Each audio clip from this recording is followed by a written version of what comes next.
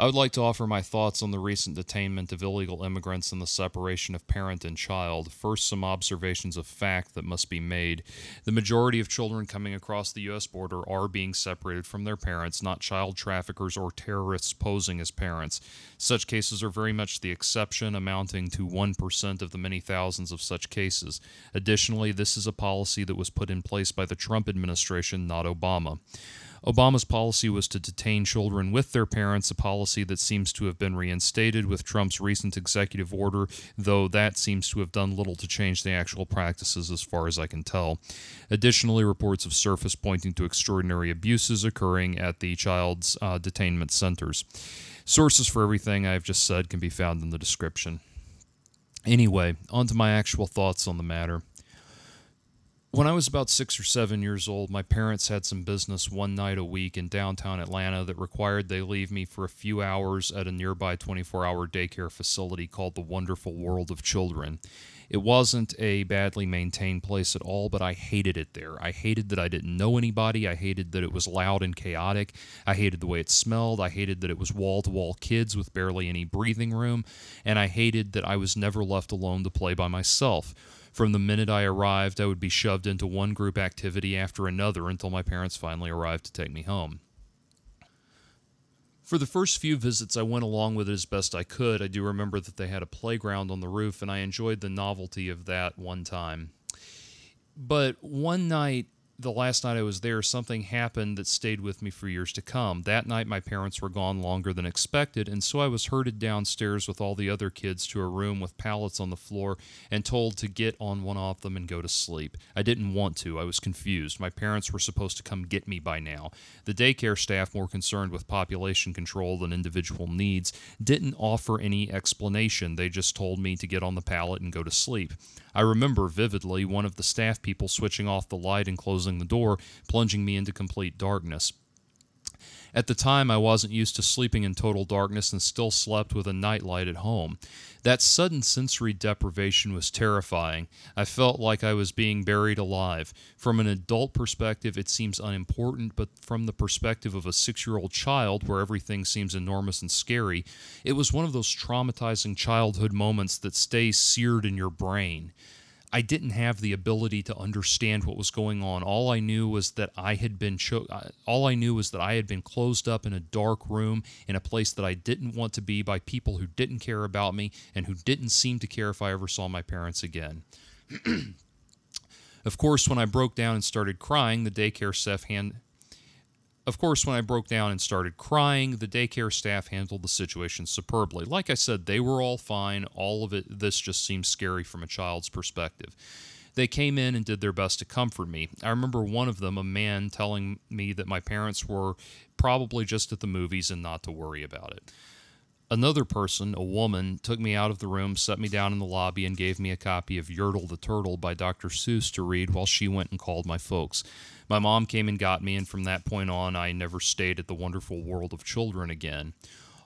All that had really happened was that most of the children at the WWC were regulars who knew the drill. After a certain point in the night, you lay down and sleep until your parents get there. The staff had just let me slip through the cracks and forgotten to tell me what was happening. No harm, no foul.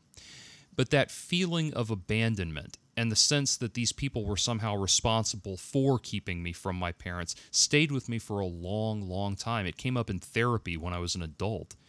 That one night was traumatizing, and only because of an error on the part of the daycare staff.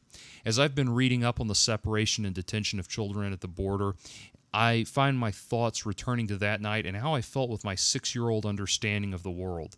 I find myself expanding that experience exponentially outwards. I find myself imagining that at 6 years old, I'm not saying goodbye to my parents with a kiss, a hug, and an understanding that they'll be back in a few hours, but rather that people with guns are separating me from my parents, taking those pillars of strength and protection and reducing them to terrified victims. I imagine those people with guns putting me in a room and not just ordering me to sleep, but locking the door. And then I think about how those people with guns wouldn't even know my language. I'm just locked up like a dog in a kennel. That makes me think of another childhood memory, this one from a time about 5 years later when we were moving from Georgia to Mississippi. When we were moving into our house, we had to book our pets at a local kennel in Oxford for a few days while we got moved into the house. Our oldest dog, Charlie, was a golden retriever. He was the first animal we ever got as a family, and very much the elder statesman of the Owen family pets, of which there were quite a few. We made it a point to visit our animals every day during that time, and one day when my mom turned to leave, she felt something on her arm and looked back. Charlie had put his paw around my mom's arm and was pulling her back towards him, looking up with her at eyes that said, "Please don't leave me here." Separation from loved ones is one of the most brutal pains we can ever know, and it is compacted by the sense that we may never see them again.